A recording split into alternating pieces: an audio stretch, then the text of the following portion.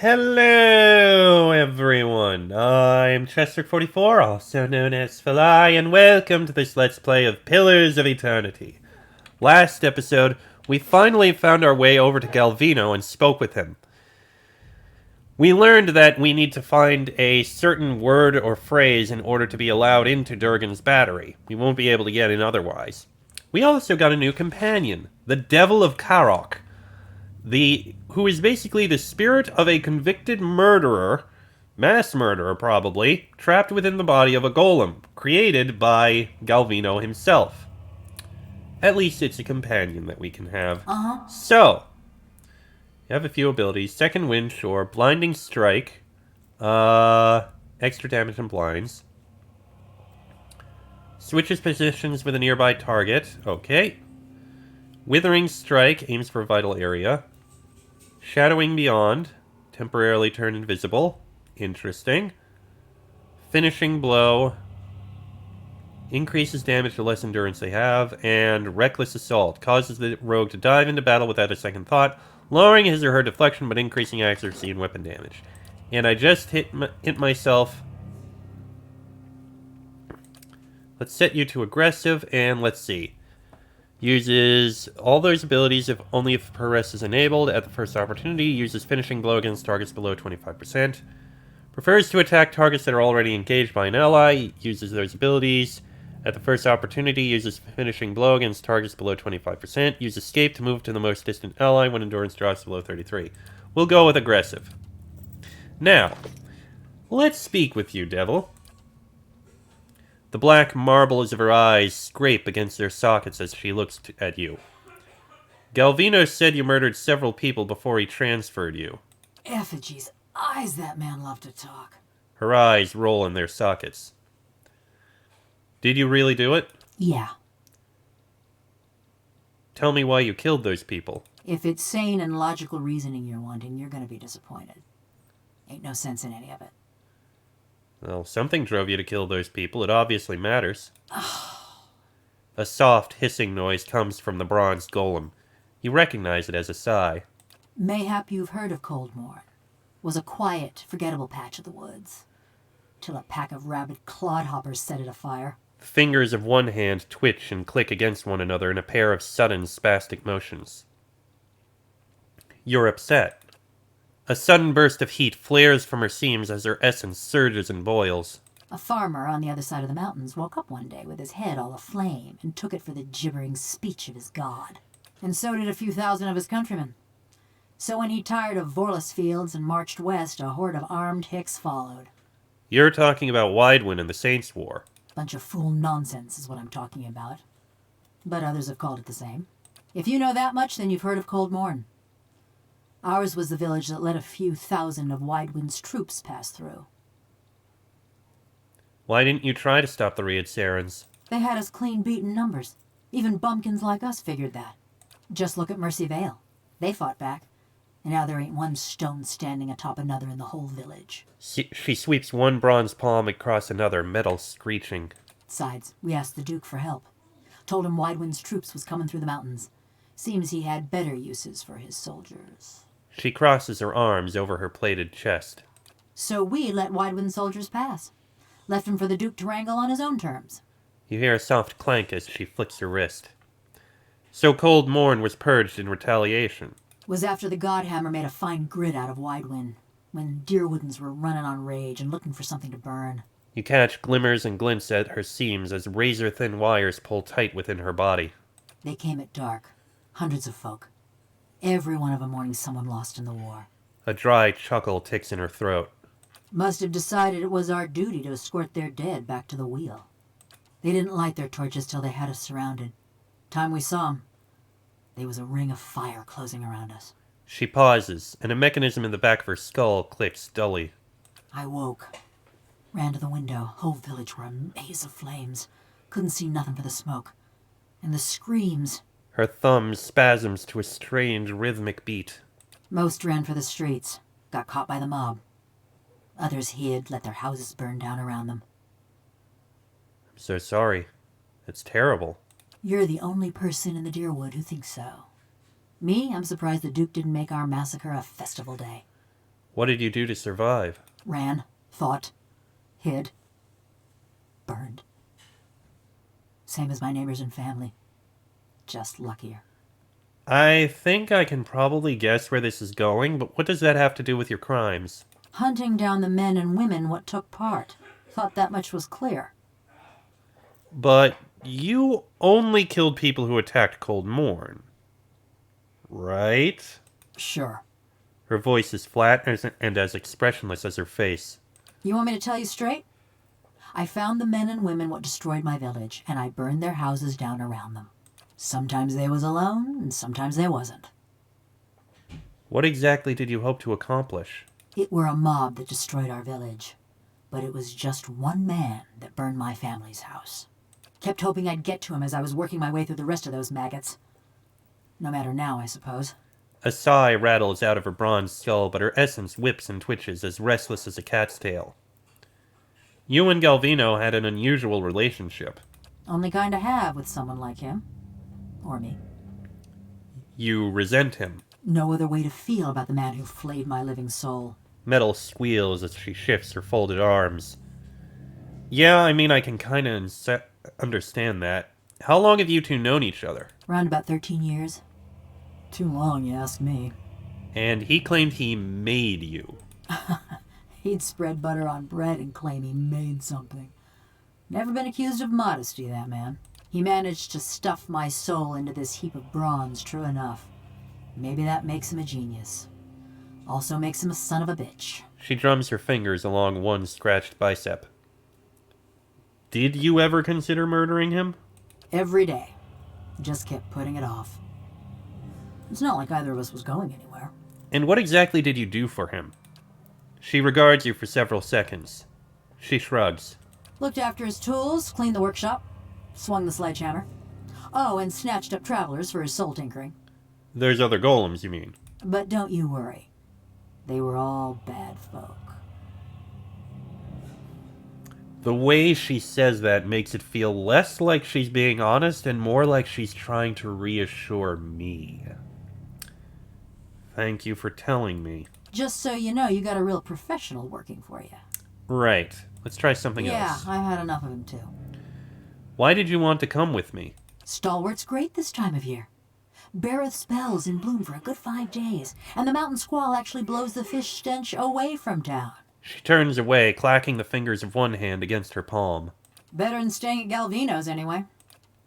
Aloth arches an eyebrow and leans close. I've lived with secrets long enough to know when someone's hiding something. The black marbles of her eyes scrape against their sockets as she looks at you. I get the feeling you're not welcome in Stalwart. I got a reputation. People in these little villages ain't the most open-minded. Did you murder someone there? Not yet. You answered me pretty quickly. Something you're not telling me? Plenty. But nothing you need to know. Right. I'm supposed to believe that you came all the way to Stalwart 13 years ago for the scenery. Believe what you want. I killed a lot of folk, but none of them was in Stalwart. And you're probably looking for someone who was. Or you killed someone who lived in Stalwart but wasn't in Stalwart at the time.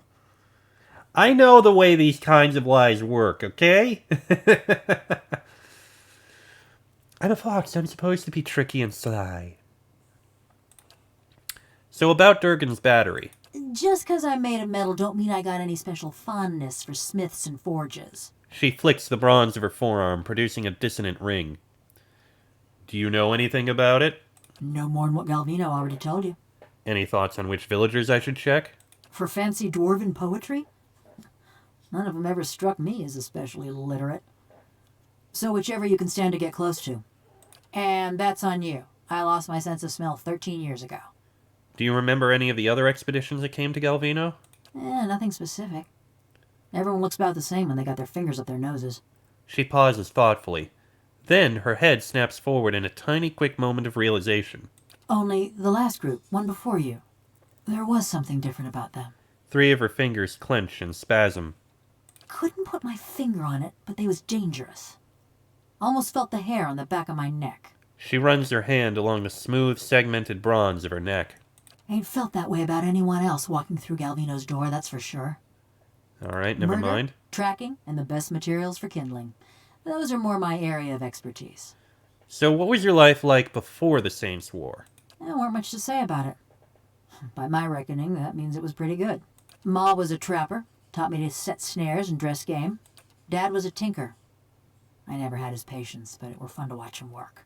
My brothers and sister, they was good folk too. Part of me's glad they ain't here to see me now. Her face is as blank as ever, but her essence ebbs and writhes. She turns away. That's all then. Okay. Well, we're gonna need to watch her. Okay. We might be able to get by. Do you have... How may I help? Okay, someone Watcher. here... Yes? Okay, do you have Eh? You have field triage. Use that on Kana, please. Well, I did want to rest. I think maybe I'll save on the resting. We'll let Kana heal up, and then we'll go explore, because I think there's a little bit more of this area that we need to look at. Okay, we've made it out here. Now, we've still got this area over here to look around at. So we'll head down over to here. We do have a lot of loot that we need to sell, but we'll deal with that later. Once we get over to here, I'm going to drop down a save and we'll start exploring the remaining area here. And that'll be how we do the rest of this episode. Let me just drop down a save first. Alright, let's go and take a look down here. First things first, of course, the road.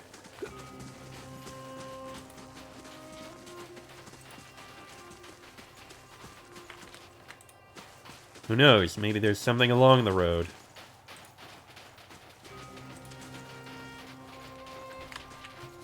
Okay, that obviously looks like some kind of wall. That's probably the battery.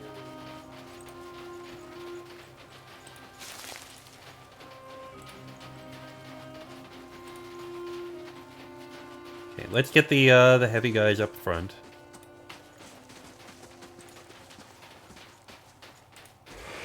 Oh! Yep, I'm pretty sure we found the battery.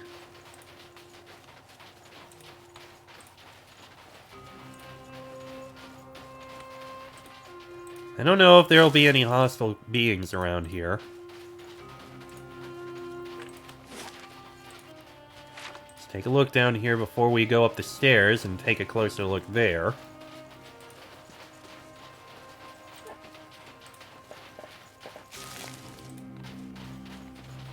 Okay, up the stairs.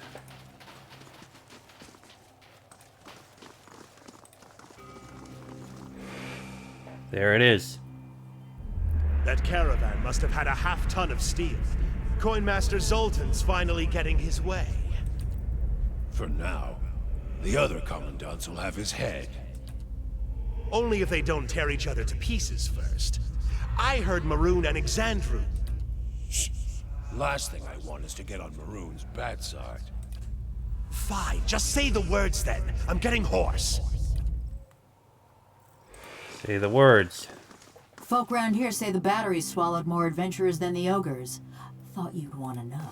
Swallowed them despite the fact that nobody can actually get in.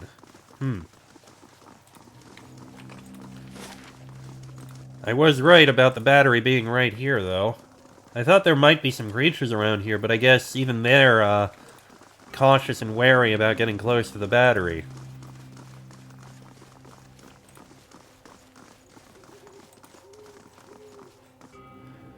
Though the wind and the ice have pried long, jagged cracks in the walls, the doors feel as solid and as cold as a glacier. Gilded panels are arranged in columns along the doors, though most depict scenes from daily life. Dwarves chiseling at tunnel walls, hauling minecarts, or feasting at long tables. One pane at eye level catches your attention. It's a relief showing a crenellated wall, and above it an indentation in the shape of an anvil. Examine the relief. Peering closer, you notice that the anvil-shaped impression is strangely dull and smooth, as if it hasn't been exposed to the elements for long. Judging by the depth of the impression, you suspect that it's a socket for a tile or relief of some kind. Push the door. Even with all of your weight behind it, it doesn't budge. Well, we could put the tile in. I don't think we will right now. So,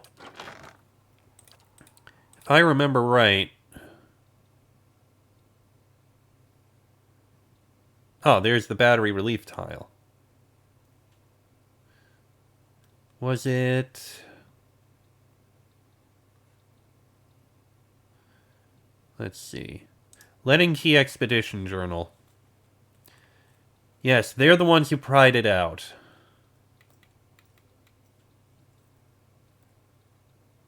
Yeah, and they're looking for the Cantech. Okay. Well, it doesn't seem like we're going to have anything else we can do here, so we may as well leave. We'll head back to the town, turn in the various quests we have, and see what we can do. Maybe get a rest, too, because I'm pretty sure we need it. Fortunately, everything else around the battery has been explored and slain. Plus, I think we have loot we can sell. Down to Stalwart. I think I'd miss this place. Had that much right. And you appear to have something to Don't say. bother the caddy, Tamak. You'd have better odds against Estelgar. Huh. Village was a touch livelier when I saw it last. Ain't saying much, though. What do you remember about Stalwart? Bitter cold and a persistent odor of fish. And that were just the people. Why'd you want to come back, anyway? Anything's better than Galvino's workshop. You ain't heard the old buzzard sing. She turns away again. Anyway, what about you? We seen lots coming through, trying to crack the battery, but no watchers. She looks back at you, her black eyes glistening. Stalwart needed my help. The do-gooder of the Deerwood. You're a rare breed these days. Maybe. But don't let me keep you from the sights and sounds of Stalwart. They're easy to miss. Sure. Eh? Well, we do have things to turn in. Like you, Tealdor. Metzla of the Sisterhood of the Slaked Skull is dead. Kinda ironic, isn't it? She went around killing people for Bareth, and in the end, that's what... Oh, never mind. Just take the bounty. He passes you a bag that rattles with coin. I've heard some new reports of dangerous folk about. Perhaps you'd be interested in going after them, too. I certainly am. Oh, that'd be the Disciples of the True Flame and the Old Dunrid Hunting Lodge. There's others who handle our lambs by comparison. Tell me more about the Disciples of the True Flame. He scratches the back of his neck. I don't know what to make of this one, but word is it's a group of, dragon cultists. I know it sounds bizarre. I didn't believe it myself until I heard they'd torched an outpost north of Maiden Falls. For clearing a nest of worms, they said. Last I heard, they'd made camp near Longwatch Falls. They shouldn't be hard to spot. What's the Old Dunrid Hunting Lodge? Deerins with too much time and money. They travel around hunting monsters for sport. But they leave a mess of wrecked property and dead bodies. Kith, I mean, in their wake. They've been charged with murder and general mischief in Defiance Bay, New Hamar, and a dozen other towns in between. Someone saw them hunting in the Russet Woods, so you might look for them there. Yeah, we can definitely work on those. Let's see. Another quest I know we have to do, or turn in, is down over here. Hey, taxes collected. Huzzah!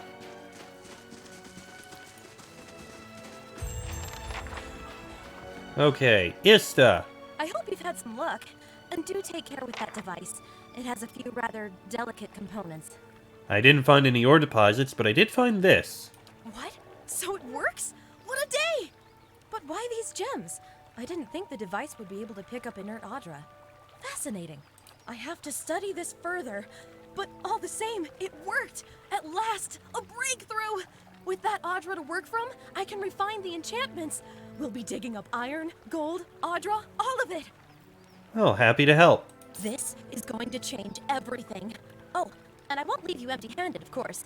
Here, I had this set aside for supplies, but I don't think I'll be staying in Stalwart much longer. I don't know why the audio's glitching a little. I won't forget all you've done for me.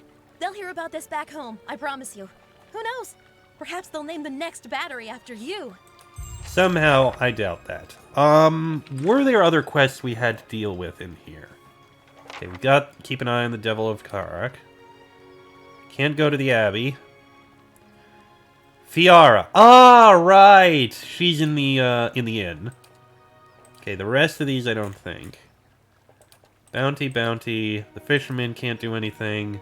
Garod's helm, we gotta look. Bounty. That's down there. Okay, so the only other thing we need to do is turn in at the Gref's Rest. Sorry, the Grave's Rest. Which we do need to go into in order to rest. Okay, yes, I know.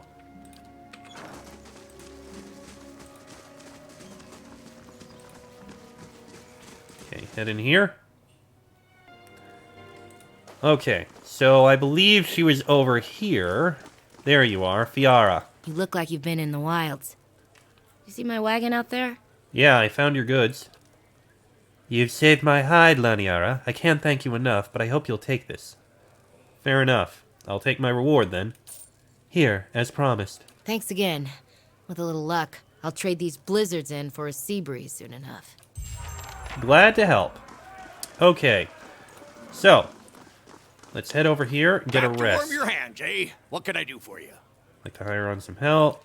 Not exactly, but first things first. We have loot to sell, which includes all of these.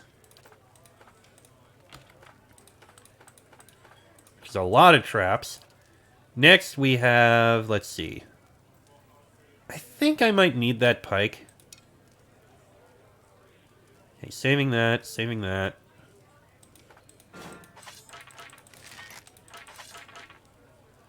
Okay, that's a rapier, that's a flail, that's a hunting bow, and that's a pistol.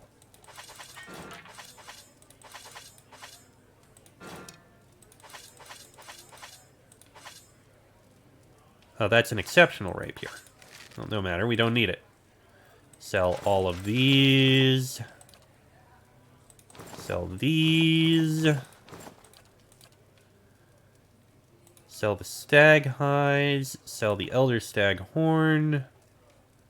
Sell that. Sell that. I think that's all I need to sell, and we're getting 11,500 coin. That's very nice.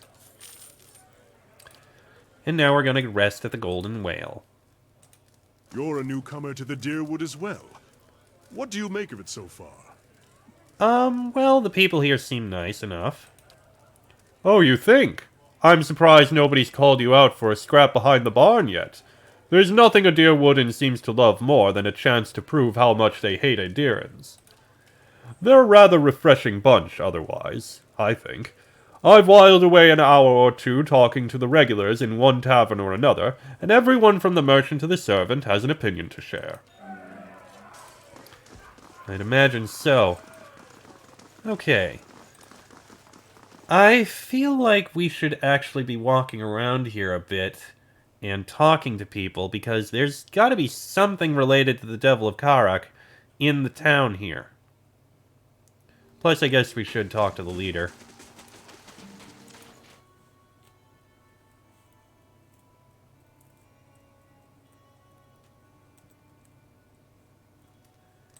Okay, Renin Guild. I take it you've met Galvino. No. We'd be investigating individual souls, but they're not... Something else you need? I don't want to investigate any of the souls yet. But there has to be somewhere we go to, or someone we speak to, in order to do something related to the Devil of Caroc. I don't really want to walk into every single building here to do that.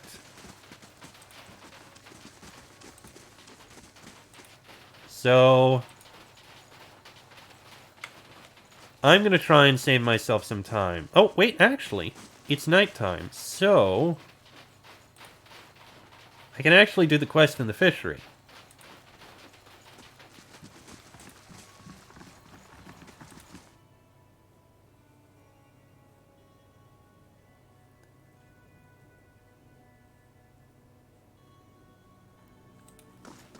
And there's nobody in here. does the flame reveal? Let's see. Arda's bracelet. This bracelet is comprised of... You reach into the barrel and find a bracelet. A thick aura of essence clings to it, fresh with memory. You feel yourself drawn into it. In the memory, you stride into the fishery. The floors are swept clean, but the wood is still splotched with snowmelt and fish guts. A man hunkers in the corner, his head nodding forward as if it's in sleep. He looks up drowsily as you approach. It's grinned. His face is youthful but sallow, and his hair hangs in stringy locks. You feel a pang of anger and pity at your brother's debauchery. Arda. His voice is little more than a croak. It's past midnight. Your throat feels tight. Grind wipes at his nose, then examines the mingled blood and powder on the back of his hand. He shrugs. Your fingers clench around coarse, thick fabric. Your father's best wool cloak tucked under your arm. Go! To raid Ceres, or Defiance Bay, or fucking Air Glonfath. I don't care! You hurl it at the ingrate huddled on the floor. He picks up the cloak and looks at it with the same sort of dull wonder. He wipes his nose on the lining. A sudden rush of fury leaves your limbs weak and raw. I'll tell them. Mayor Sina healed. The neighbors. Everyone. You force the words through your teeth. About what? He mumbles, churning his words from a morass of snot and saliva. The stealing. You think I haven't noticed the money missing from the fishery coffers? Or heard Tana talk about losing a golden duke? You whisper, afraid that even now that someone will overhear you and the words scorch your throat. You can't be found when there's work to do, but every time those merchant wagons roll into town, you've got coin enough for a few bags of ripple sponge. No, that's not. Stalwart tolerates your sponge habit, but they won't abide your thieving. You touch your bracelet, a gift from Mother, plucking at the beads. You won't. He rises, steadier on his feet than you would have thought. I will. You stride toward him. I wouldn't have shamed Mother and Father while they was living, but I won't let this keep up. Your anger swallows the last of your pity. Anger at him for putting you in this position, for doubting your resolve, for failing to see... You're close enough to smell his stale, sour breath when he pushes you. You fall, watching his widening eyes on the ceiling spinning into your vision. Isn't this just like him, grinned with his fool tantrums, never thinking of anybody but himself, and now you're going to be nursing a headache for a week. Just goes to show you can't help some people, but you remember him too, your baby brother, running through the snow, slipping, falling on ice, and you're slipping, falling, and there's a table behind you, but it shouldn't. The memory ends abruptly, jolting you back into the present with your heart hammering and your palms sweating. Oh. The fishery door creaks open and in walks Grind, staring at you, and the bracelet, in surprise and outrage. His face drains of color. You take shelter in our village and then ransack it like a common thief? You'd better explain yourself. His voice shakes, as do his wide, squared shoulders. Galvino told me you were a ripple sponge addict. Seems you're much more than that. Any who'd put stock in the ravings of that bitter old fool deserve all the trouble they get. He raises his voice, half turning to the guard with him. You killed your sister, Arda, right here in this room. He opens his mouth to reply, but the words catch in his throat. The guard next to him stares at the bracelet, recognition turning to horror. Worth coming back for this alone. It was an accident. I was a failure and a wretch then. But I never would have killed anyone. Least of all my own kin. He turns his gaze down, offering his apology to his own clenched fists. What do you mean? I gave her body to the lake. But I kept her bracelet. To remember the cost of my own weakness. He loosens his hands and stares at the emptiness in his leathery palms. I ain't asking for forgiveness. I know I don't deserve any. My penance is my work on behalf of the village. And they need it, truly. Yep, heard that one before. You've seen the shape this place is in. Have mercy on Stalwart, if not on me. Let me do the work Arda would have done. That's my debt to Stalwart, and the only fitting way to honor my sister. That's not for you to decide. You owe it to Arda and to Stalwart to tell the truth about her death. Kept thinking I could get by this way. But I guess you're right. It's time they knew the truth about me.